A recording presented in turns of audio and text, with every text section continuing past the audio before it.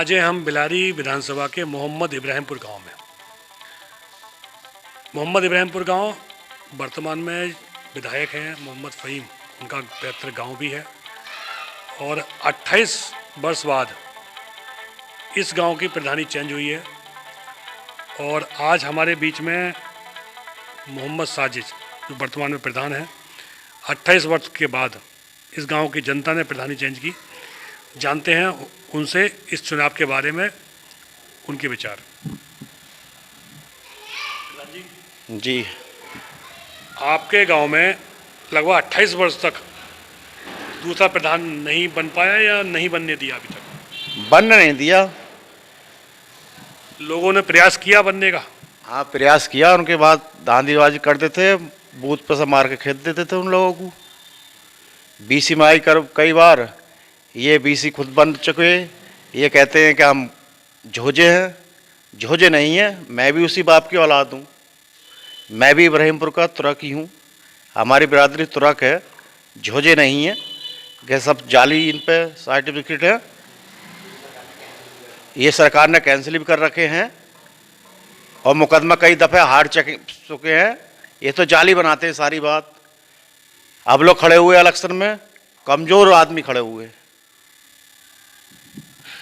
जैसे मुझे जानकारी है, आप भी जो मोहम्मद फ़हीम हैं वर्तमान में समाजवादी पार्टी विधायक, उन्हीं की कहीं ना कहीं रिश्तेदारी में आते हैं और काफ़ी संख्या में उनके रिश्तेदार वर्तमान में उनका साथ छोड़ के भाजपा में चले गए हैं।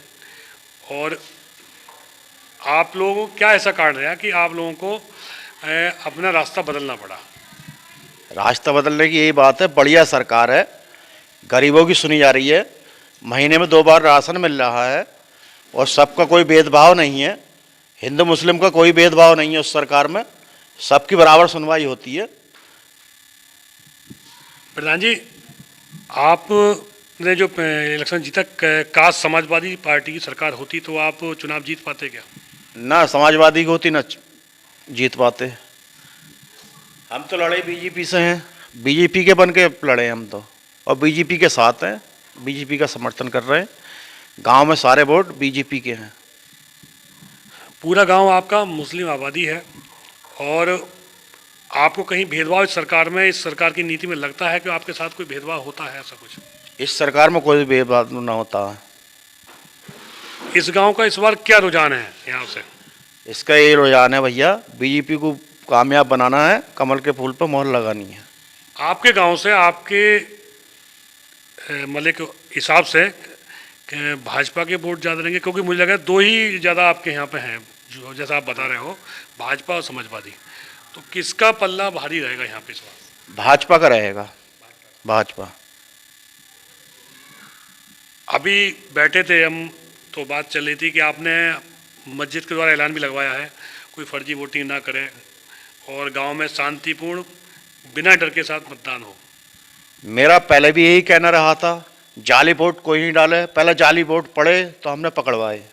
अब भी यही कहना है, जो जाली वोट डालेगा उसका साथ नहीं देंगे हम तो अपना वोट करें, ईमानदारी से करें, कोई भेदभाव ना करें। वोटिंग सही होनी चाहिए, ईमानदारी से होनी चाहिए। जो जाली वोट करेगा वो अपना जिम्मेदार अपने आप होगा। आपने बहुत हिम्मत का काम किया है, इस गांव में प्रधानी आप कर रहे हैं, क्योंकि 28 वर्ष के बाद जैसा कि विकास कार्य देख रहे हैं, कोई ऐसा विकास कार्य गाँव में दिखाई नहीं पड़ता 28 साल में। और आपने यहाँ शुरू किया है, काफ़ी विकास भी शुरुआत की है आपने। तो आप क्या उम्मीद रखते हैं कि और कुछ क्या करेंगे इस गांव के लिए? ऐसा कुछ इस गांव के लिए विकास करेंगे, विकास की लड़ाई है हमारी, विकास का ही मुद्दा है। गरीब लोगों की बेचारे सुनवाई कहाँ होती थी? गरीब गांव में मेरे घूम के देखो, इतने गांव हैं, घर हैं, 200-250 घर ऐसे हैं जो बनने के कॉलोनी लाख हैं। जो गरीब मजदूर है बेचारे, घर में खाने के लिए राशन नहीं है, कुछ नहीं है। सरकार ने जो दिया है, जो महीने में 2 दफ़े फ्री दे रही है, उस बात से बहुत गरीब जनता खुश है। देखा, मोहम्मद इब्राहिमपुर के मोहम्मद साजिद प्रधान बता रहे हैं इस सरकार में कोई भेदभाव नहीं और विकास कार्य करने के लिए बने हैं और विकास ही करेंगे। मोहम्मद इब्राहिमपुर से तेजवान से राघव की रिपोर्ट।